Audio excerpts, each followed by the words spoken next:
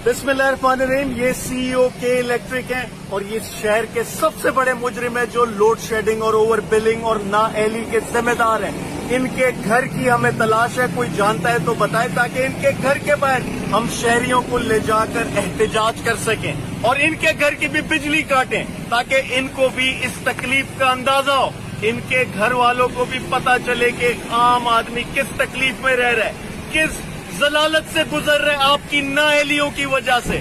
आपने हमें 28 जून की तारीख दी, फिर 8 जुलाई की तारीख दी कि मसला हल हो जाएगा, लोड शेडिंग नहीं होगी, लेकिन आज दिन तक ये मसला कायम है। आपने मेंटेनेंस के नाम पे लोगों को झूठ बोल रहे हैं कि मेंटेनेंस की जा रही, आपकी नाअहली है। आपने फर्नेस ऑयल पिछले साल मंगाना था, क्यों नहीं मंगाया?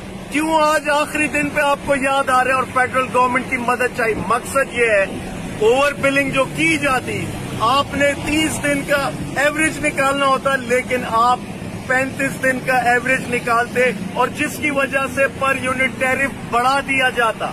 आप ओवर बिलिंग ऐसे करते।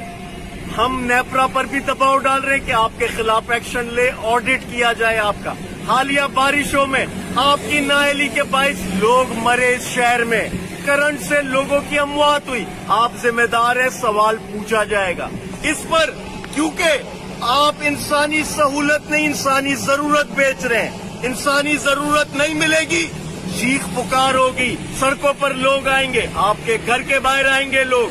आपको इल्जाम ठहराना जरूरी है क्योंकि ये प्राइवेट कंपनी मुनाफे बनाती, बैलेंस शीट पर मुनाफे दिखाती ताकि महंगे दाम बेच सकें।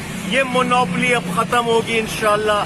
नेपरा पर हम दबाव डाल रहे हैं कि ये मोनोपोली खत्म की जाए, मजीद सर्विस प्रोवाइडर्स को शहर में लाया जाए ताकि कंपटीशन